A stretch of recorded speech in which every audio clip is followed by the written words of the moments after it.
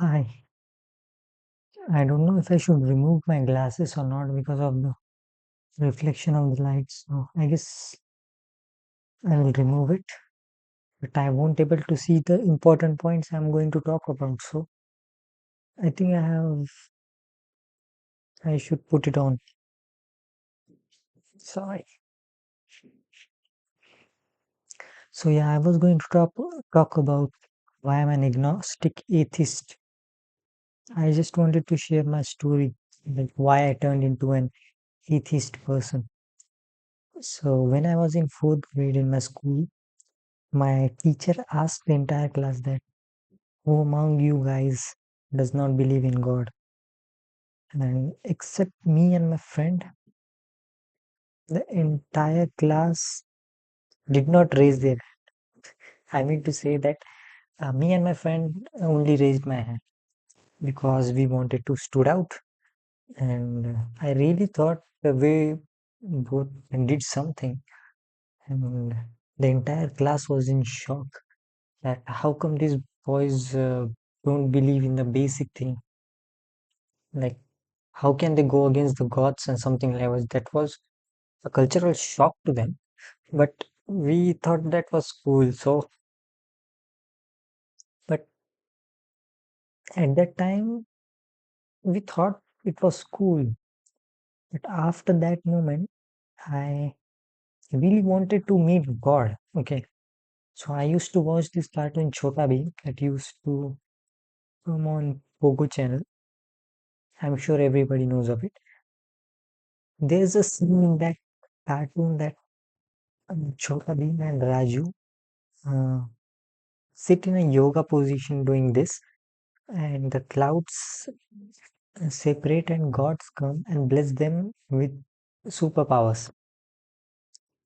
So I did not want superpowers in particular, but I just wanted the proof of the existence of God.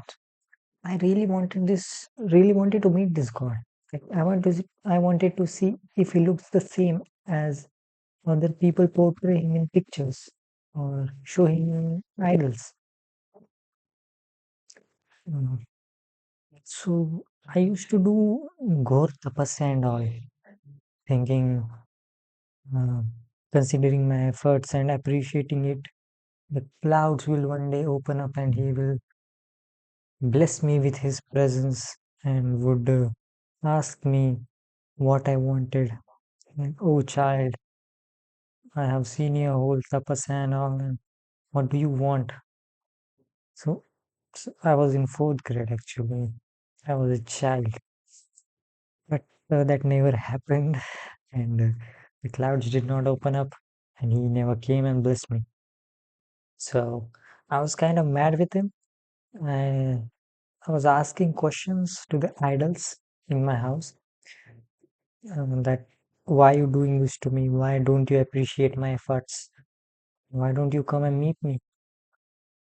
So I was so heartbroken, and it's sad that a child 10 years old gets heartbroken first time. So I went completely on revenge mode against him. So I started to do all the things that would make the god mad now. So I used to stop going to the aartis. I stopped going to the temple. I refused the prasads. Stopped clapping when the aartis during the aarti times, and yeah, did so many things that would piss him off, and hope that he would punish me in some way. Uh, Tell me that you are being a bad child and I would punish you. And at least I wanted something bad to happen with me so that I can take it as a signal that this is done by the gods and he's mad at me. So I would get the proof of its existence. But fortunately, nothing happened with me. I was fine all the time. Um, so throughout my school time, thought of the god's existence lingered in my head. I did not know actually if he existed or not. But in school time, I don't didn't have much of time to think about all this. Excuse me. So now I am in engineering. I have a lot of time. Everybody has a lot of time in their engineering actually. So I gave that thought a stroke. And in first year of my engineering, I was an atheist. I did not believe in the existence of God at all. So the thing is, my father is an atheist person. He does not believe in God. He actually denies the existence of God. Okay. And my mom is complete opposite of him. She completely believes in God. She's a theist person and she's very religious and very cute, very humble person. She prays every time. She does everything related to religion. She goes to temples and everything. And yeah, she does all the things. But my father refuses to believe his existence. So I'm something in middle actually now. I'm an agnostic person. I I do not believe in God because of the lack of evidence. That's it. Okay. The thing is, an atheist person denies the existence of God, and a theist person claims that God exists. The thing is, both of them claim something, and to claim something, you need proof, and both of them can't prove the denial or the existence of God. So, the most rational thing to do, I think, is to be an agnostic person. An agnostic person is a person who does not believe in God because of the lack of evidence of its existence. So, okay, that were the points I wanted to tell you. Mm, yeah, I wanted to give you like an example about let's suppose there's a basketball. Like I'm a person and I claim that there's a basketball orbiting around our Earth, and I tell you about this. So I'm claiming that there exists a basketball which takes rounds around our Earth. So the burden of proof is on me that I have to prove that there exists a ball. So, so I am a believer now.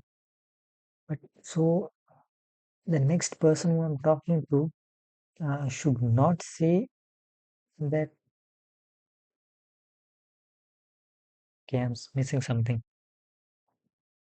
This is my first time talking to a camera actually. I haven't talked this long.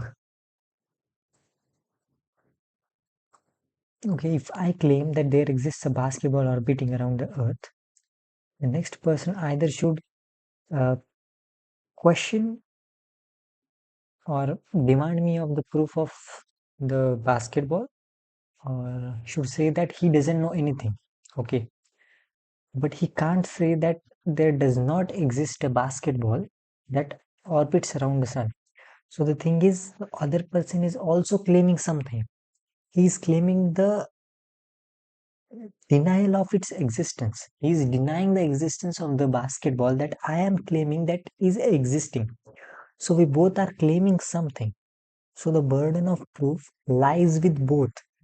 And the thing is, both of them can't prove anything. They both lack evidence.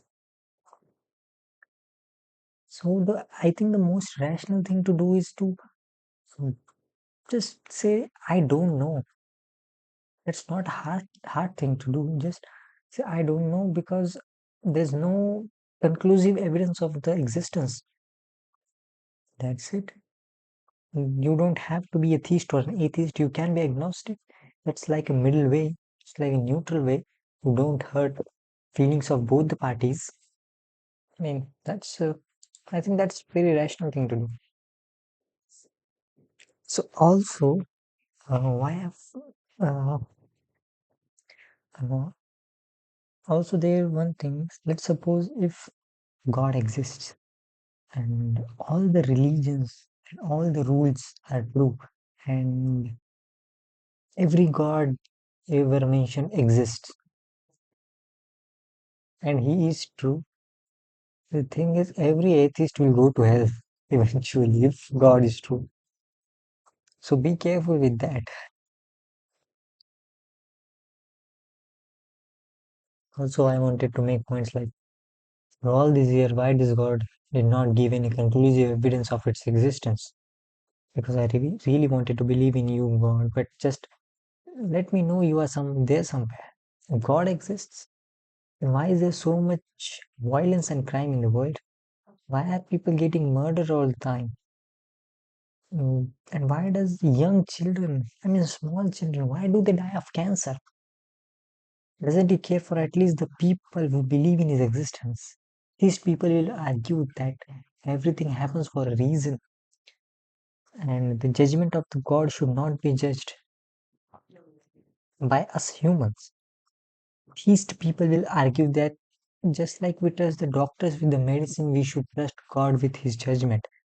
But as an agnostic, I would like to counter that argument with the line that everybody knows the path to be a doctor, and we know that books to read. I mean, we know what books to read, become a doctor, and what are the degrees we need to become a doctor.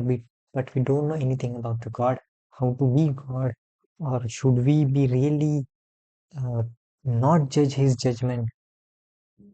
So everybody, yeah, there's a first of all there is a proof of the existence of a doctor. Okay, you can't just compare a doctor and a God. A doctor doesn't sacrifice someone for better world. A doctor saves a person from dying. On the other hand, every day, people die of some disease and even small children get murdered. So why should the judgment of God be judged? So why should the judgment of God should not be judged? Okay, let's suppose if your son or daughter is diagnosed with some rare health condition, why would you? So the thing is, would you let them die or would you consider it uh, or would you consider it as a God's judgment, or would you try to save them? If you are trying to save them, then you are denying or you are actually questioning the judgment of your God that you should not be doing according to your religion and your arguments. So why save the child? Okay. And if you are not saving the child, then what kind of a parent are you? Do you even deserve children in the first place? Like, every children deserves parents, but every parent doesn't deserve any children. Okay, so these are my arguments. Just I'm putting my point of view. Thank you.